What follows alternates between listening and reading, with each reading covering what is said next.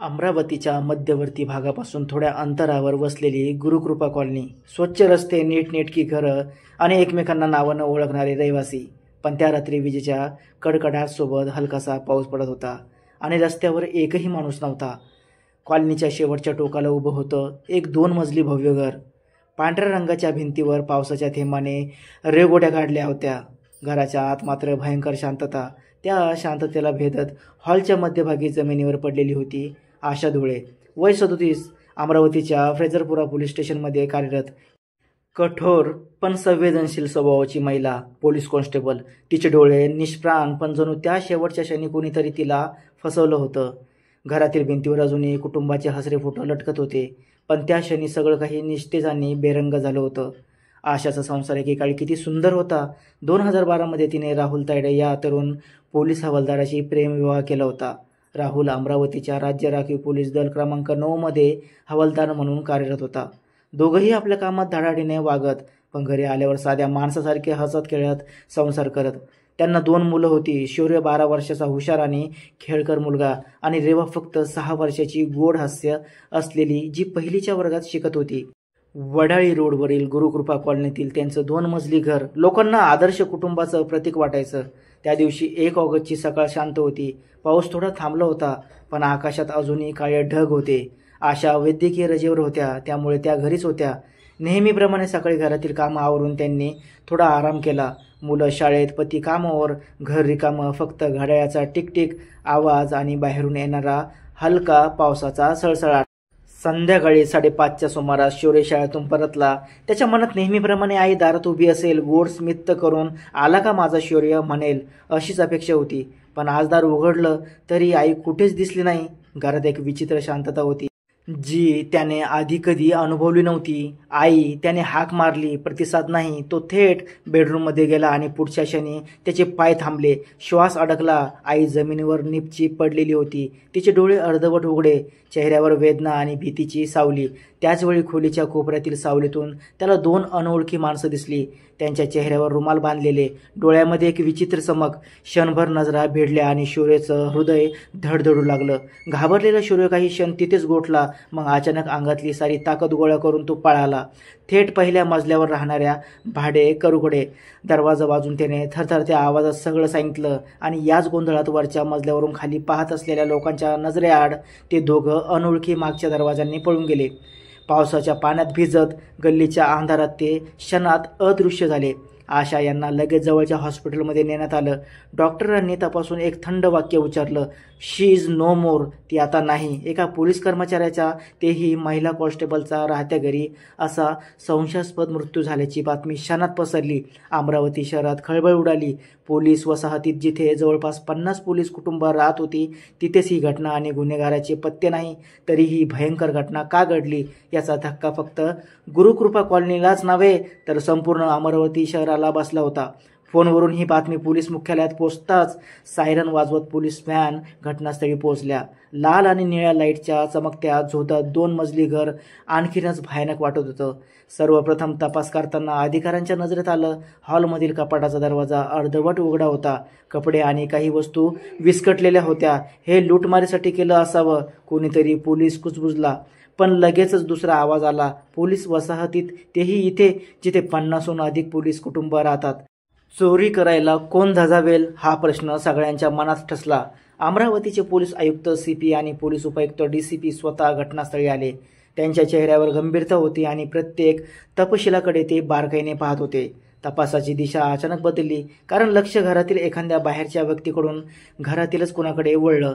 पोलिसांनी आशा यांच्या पतीवर राहुल तायडे, वय 40, गुप्तपणे लक्ष ठेवायला सुरुवात केली. बाहेरून शांत, थोडे मितभाषी दिसणारे राहुल आता पोलिसांच्या रडारावर होते. त्यांच्या प्रत्येक हालचालीवर लक्ष ठेवण्यात आलं. ते कोणाला भेटतात, कुठे जातात, कुठे किती वेळ थांबतात, सगळं नोंदवलं जाऊ लागलं. आणि मग आला तो क्षण, राहुलला चौकशीसाठी बोलवण्यात आलं. सुरुवातीला त्यांनी शांत सहकार्याची भूमिका घेतली, पण जेव्हा पोलिसांनी त्यांचा मोबाईल हातात घेतला आणि कॉल डिटेल्स ट्रेस करण्यास सुरुवात केली, तिथंच या प्रकरणात एक प्रचंड धक्का देणारं ट्विस्ट समोर आला. तपास जसं खोल गेला तसं तसं सत्य अधिक काळ आणि घृणास्पद स्वरूप घेऊ लागलं. आशा यांचा मृत्यू तो केवळ लूटमारीचा परिणाम नव्हता, तो होता एक पूर्व नियोजित कट, ज्यात प्रत्येक पाऊल आधीच आखलेलं होतं. आणि धक्कादायक म्हणजे या कटाचा सूत्रधार दुसरा कोणी नसून तिचाच पती राहुल होता. पोलिसांच्या फाईलमध्ये आलेल्या तपशिलांनी चौकशी कक्षात बसलेल्या अधिकाऱ्यांच्या डोळ्यातही अविश्वास चमकला. गेल्या 5 वर्षापासून राहुलचं आयुष्य एका अनैतिक सावलीत अडकलेलं होतं. श्यामली नावाच्या विवाहित महिलेसोबत त्याचे संबंध होते. आशा यांना याचा सुगावा लागल्यावर त्यांच्या संसारात सतत तणावाचे वादळ उठत असे. घरात शब्दाचे वाद, राग, तक्रारी आणि 2020 मध्ये तर आशाने धाडस करून राहुल विरुद्ध अधिकृत पोलीस तक्रारही दाखल केली होती. पण नंतर संसार टिकावा, मुलांचं भवितव्य सुरक्षित राहावं म्हणून तिने ती तक्रार पुढे नेली नाही. तरी ही जखम खोलवर होती आणि दोघांमध्ये वाद संपण्याऐवजी आणखी चिघळत गेले. राहुलच्या मनात आता एकच विचार पक्का झाला, या अडथळ्याला दूर केलं तर माझं जीवन पुन्हा माझ्या मनाप्रमाणे होईल. महिनाभरापासून ते आपल्या पत्नीच्या हत्येचा कट रचत होता. मे महिन्यात त्याची ओळख झाली घराच्या मागच्या मैदानावर बसणाऱ्या काही तरुणांशी. श्रेयश, ओम आणि निखिल. सुरुवातीला ते फक्त ओळखीचे होते, पण नंतर राहुलने त्यांच्यासमोर थेट प्रस्ताव ठेवला, माझ्या बायकोला संपवायला मदत करा. सुरुवातीला हे तिघे थोडे डचकले, थोडा नकार दिला, पण काळ जसा जसा गेला पैशाच्या लालसेनं त्यांचा निर्धार डळमळू लागला. आणि 15 दिवसापूर्वी राहुलने त्यांना 4 ते 5 लाख रुपयाची सुपारी दिली. फक्त एवढंच नव्हे, मे महिन्यापासून 1 ऑगस्टच्या घटनेच्या आदल्या दिवसापर्यंत राहुलने श्रेयसला ऑनलाईन ट्रान्सफरद्वारे तब्बल 37,000 रुपये पाठवले होते.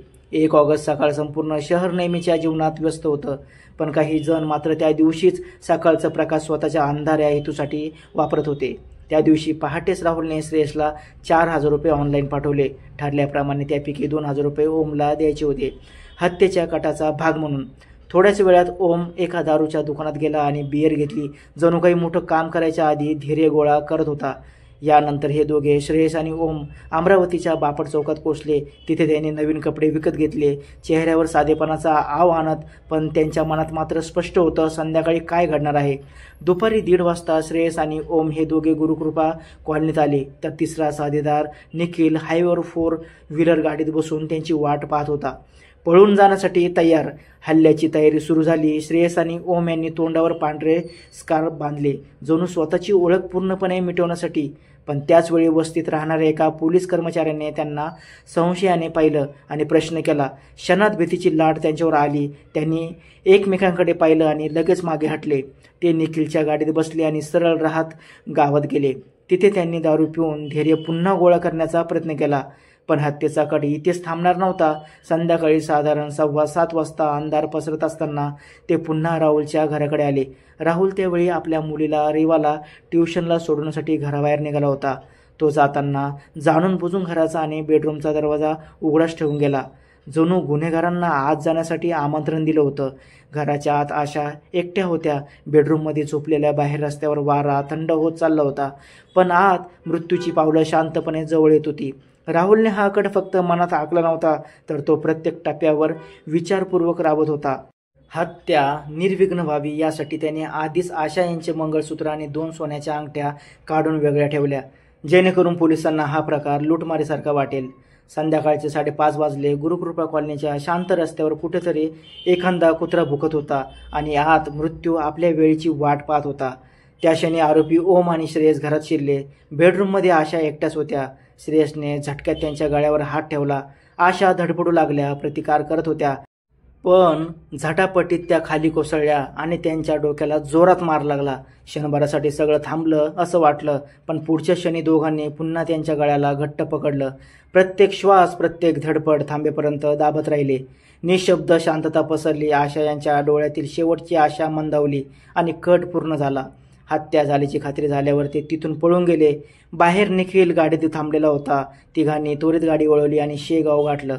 त्या रात्री त्यांनी एका हॉटेलमध्ये मुक्काम केला आणि दुसऱ्याच दिवशी जणू काही घडलंच नाही अशा चेहऱ्याने श्री गजानन महाराजांच्या मंदिरात दर्शनासाठी गेले. दर्शनानंतर ते थेट माऊली जहांगीर या गावात गेले आणि एका शेतात लपून बसले. पण मृत्यूचा कट कितीही गुपचूप रचला तरी न्यायाची नजर चुकवणं कठीण. 2 ऑगस्ट पोलिसांनी राहुलला अटक केली. कठोर चौकशी सगळा कट उघड झाला. राहुलच्या कबुलीनंतर 4 ऑगस्ट रोजी श्रेयस, ओम आणि निखिल यांनाही अटक झाली. राहुलची प्रेयसी श्यामली हिलाही पोलिसांनी ताब्यात घेतलं. तरीही तपास अजून थांबलेला नाही. पोलिसांना खात्री आहे या हत्येमागे अजून एखादा गुप्त अँगल, अजून एखादं काळ कारण दडलेलं असू शकतं आणि आता संपूर्ण अमरावती शहर एका उत्तराच्या प्रतीक्षेत आहे. ही कथा फक्त एका पोलीस कर्मचाऱ्याच्या हत्येची नाही, तर ती आहे विश्वासघाताच्या, अंधाराची आणि क्रूरतेच्या मर्यादाची. ज्या खाकी वर्दीवर कायद्याचं आणि न्यायाचं रक्षण करण्याची पवित्र जबाबदारी आहे, त्या वर्दीतीलच एका पतीने स्वतःच्या पत्नीचा जीव घेतला. नात्यामध्ये विश्वास आणि प्रामाणिकपणा हाच खरी पायाभरणी असते, पण जेव्हा हा पाया कोसळतो तेव्हा त्या खालचं आयुष्य पूर्णपणे उद्ध्वस्त होतं आणि त्याचे परिणाम किती भयावह असू शकतात हे या घटनेतून स्पष्ट दिसतं. आजही समाजात महिलांवर होणारे अत्याचार आणि गुन्हे हे थांबलेले नाहीत. अशा घटना टाळण्यासाठी प्रत्येकाने सतर्क राहणं, आवाज उठवणं आणि न्यायासाठी लढणं गरजेचं आहे. तुम्हाला या घटनेबद्दल काय वाटतं? तुमची प्रतिक्रिया आम्हाला कमेंट करून नक्की कळवा आणि अशा सत्य घटनांवर आधारित थरारक कथा ऐकण्यासाठी आमच्या चॅनलला सबस्क्राईब करा. व्हिडिओला लाईक आणि शेअर करा. धन्यवाद.